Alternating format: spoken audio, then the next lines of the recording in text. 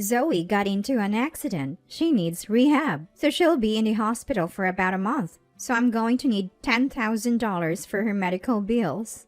Mom-in-law, that money is set aside for expenses. We can't just use it without planning. Do you have a problem with helping out? We're family, aren't we? Even if we're not related by blood, you should be willing to support us.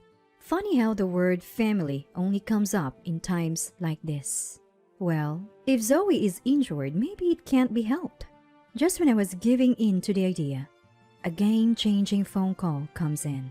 My name is Sophia, and my family runs a farm. My brother has taken over the family business, so I work at another company. Still, I help out during busy seasons by taking some time off work. My job allows for remote work, giving me flexibility. The company was supportive when I told them I'd occasionally need time to help my dad, which was very helpful. So I was making a decent income and had some financial leeway. I married Oliver when I was 25. He has a really kind personality, and I fell for him quickly. I thought his parents must be nice people too, but it turns out I was totally wrong. By the time Oliver and I met, his dad had already passed away, so he lived with just his mom and his sister Zoe, who seemed to rule over him. Both women visit quite frequently since we got married. I initially thought they were being considerate, but that wasn't the case. Sophia, what's for dinner tonight? I was thinking of making vegetable soup since we had meatloaf yesterday. That won't do. Oliver is still growing. He needs more meat. But he's already 35. We have to start thinking about his health. As we are talking, Zoe heads for the kitchen. Mom, look! Vegetable soup? Ew! It's all vegetables. And the seasoning is bland. This must be because Oliver married a farmer's daughter. Poor guy. Zoe opens the pot and starts tasting the soup. The seasoning is too bland? Let me add some salt. Then it will taste better. She proceeds to pour a ton of salt into the pot. I was so stunned, I couldn't move. Mom, you put in way too much salt. Now it's too spicy to eat. Oops, my bad. Guess we'll have to make it all over again. Oliver will be home soon, so we need to hurry. Well, you're home all day, so it shouldn't be a problem to remake it, right? You're free anyway, Sophia. True, let's head back home then. What's for dinner tonight? How about vegetable soup? That sounds fantastic. They leave the house, laughing. I stare at the oversalted soup, feeling heavy at the thought of starting all over. I use the vegetables we grew ourselves, so it feels like a waste, like I've let my dad down. I also have a job. I'm not free. I manage my chores while squeezing them into my remote work schedule. They don't seem to get that. 30 minutes later, Oliver comes home from work. Dinner isn't ready. I apologize after welcoming him home. I'm sorry, Mom-in-law and Zoe came by earlier and dinner isn't ready yet. They came again, huh? It's okay, I think we still have some instant ramen. I'm really sorry, I'll buy some water for you. Oliver must have some idea what mother-in-law and Zoe are doing when they come to his house. But he doesn't seem to care at all. Probably can't stand up for himself. I get it. They're his family. But he should say something. That was my true feeling. I think Oliver is kind because he takes after his father, not his mother. That's my only issue. He helps around the house even though he's tired from work and we go out on his days off. I thought I should just endure it. Then something amazing happened. Our daughter Emma was born. It's hard, but with the help of my mom and others, Emma is growing well. But ever since Emma was born, his mom and sister Zoe visit more often. Hi, Emma. How are you? It's Grandma. I'm good. You're good at saying hello. Here's something for being so good. She hands Emma an expensive chocolate. I rush to stop her. Chocolate is too early for Emma, and please don't give her something so expensive. She can't eat it. What? You're going to reject a gift? How terrible. I won't bring anything again. It would be too late if something happened to Emma, so fine. Emma is unfortunate because she can't have chocolate due to her own mom. She's a kid. Let her have some fun. That's beside the point. What if Emma gets sick? Stop being so uptight. Let kids be kids. You're already confusing enough with your weird farming job. Sophia, Mom, Zoe, stop it. Not in front of Emma, please. Oliver finally speaks. Emma was anxiously watching us argue. I apologize, and she goes to another room. The situation has changed. It's not just about me enduring anymore. It could negatively affect Emma. I decide to avoid them as much as possible.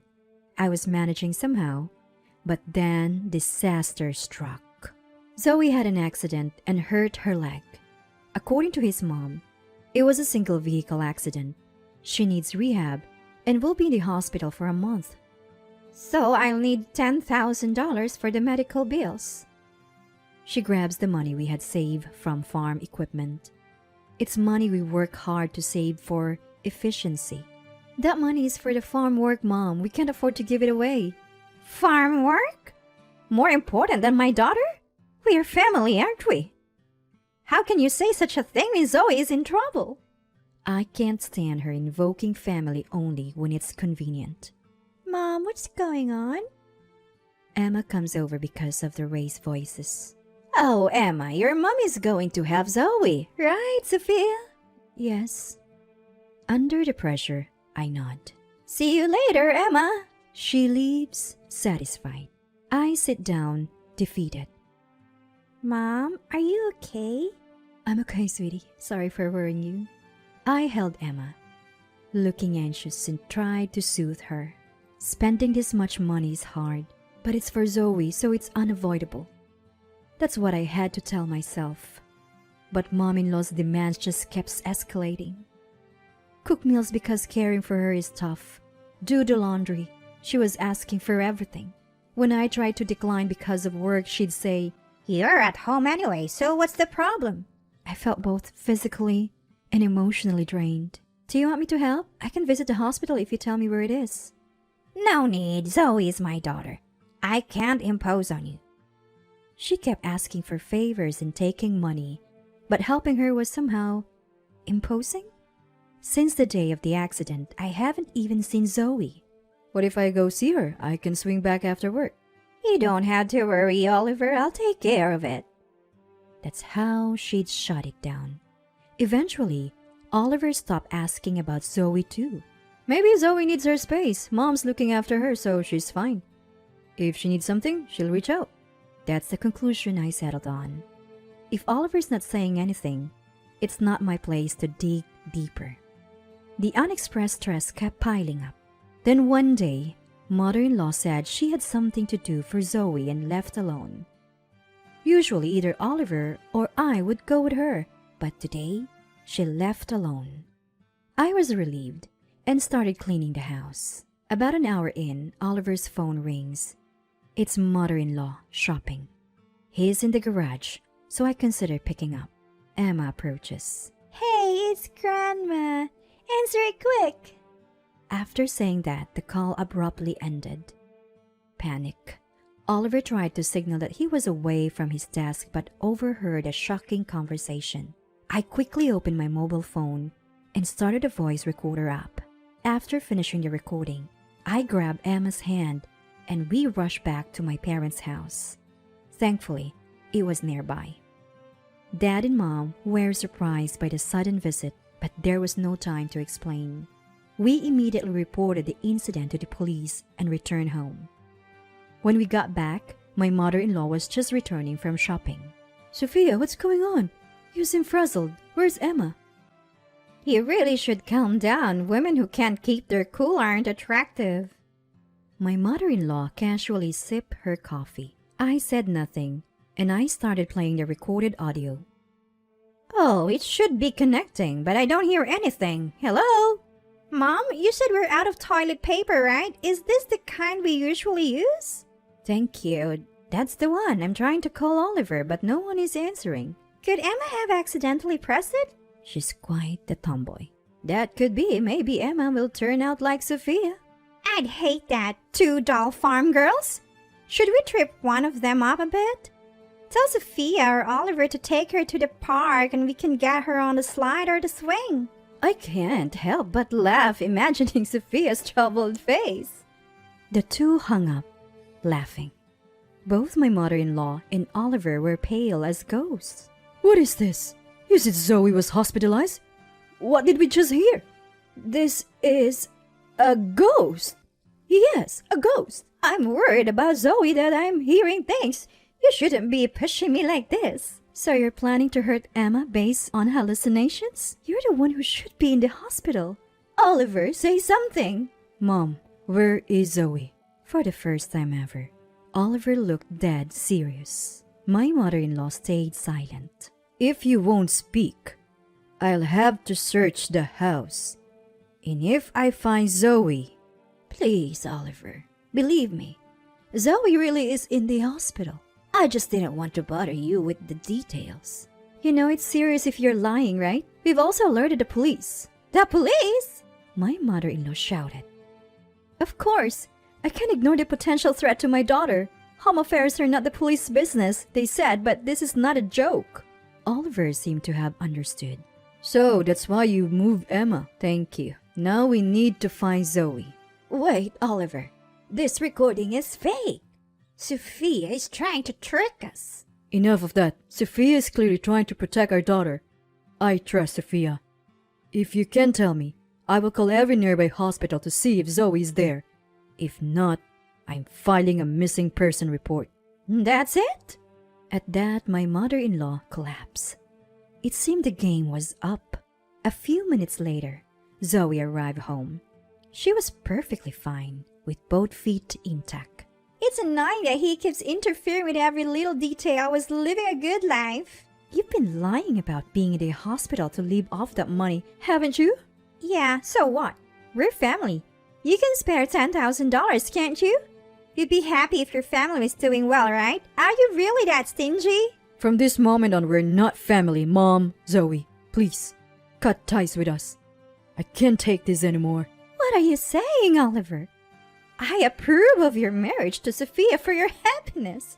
I never wanted you to be with someone like this. I thought you could do better, but still. Don't say another bad word about Sophia and Emma. Just leave. I never want to see you again. Exactly, Mom. Let's hear what Emma thinks too. She's her daughter, and her opinion matters, right? Fine, fine. She's probably at Sophia's parents' house, right? I'll call her now, so listen up. She starts dialing the home phone. She puts it on speaker so everyone can hear. Hello? Hi, Emma, it's Grandma. Can I talk to you for a second? Emma remains silent, but the mother-in-law continues. You miss Grandma if I were gone, right? Your mom wants to cut me out. Say something, will you? After a moment of silence, Emma speaks. I don't like Grandma. Mom always looks sad because of you. Zoe talks bad about Mom, so I don't like her either. Both the mother-in-law and Zoe are at a loss for words. Given that, please leave now. If you stay, I'll call the police again. The two of them leave the house, heads hung low. We immediately go to pick up Emma. I had been worried that maybe Emma didn't want to be separated from her grandmother. It's natural for a child to miss their grandparents. I thought we'd have to find another way. But Emma had been paying close attention to the actions of her grandmother and Zoe. And so, we decided to have nothing more to do with them. If they come close, we'll call the police immediately. We also plan to get back the money we gave Zoe for her medical expenses. I later heard that Zoe lost her job. She was constantly getting yelled at by her boss for her poor work attitude. It's easy to imagine from her daily behavior. They probably needed money because Zoe lost her income. Now, they're living off the mother-in-law's pension. But she's too old to work, and Zoe's attitude is so bad that she can't hold a job. I saw them stocking up on discounted potatoes at the supermarket the other day. They both looked a bit thinner and worn out, but it's their own fault. Both Dad and Mom were really worried after this incident. We hadn't consulted them much since getting married, not wanting to be a burden. Mom was planning to speak clearly when the mother-in-law called, but Emma beat her to it. She wanted to tell her grandmother directly, she said. Both Dad and Mom said they'll be there for us if anything happened, so we'll make sure to talk to them from now on. Emma, who we were most worried about, seemed surprisingly carefree. Maybe she was stressed by the mother-in-law and Zoe without us knowing. We've been busy with work and haven't gone out much lately, so we're planning a family trip to the amusement park during our next day off.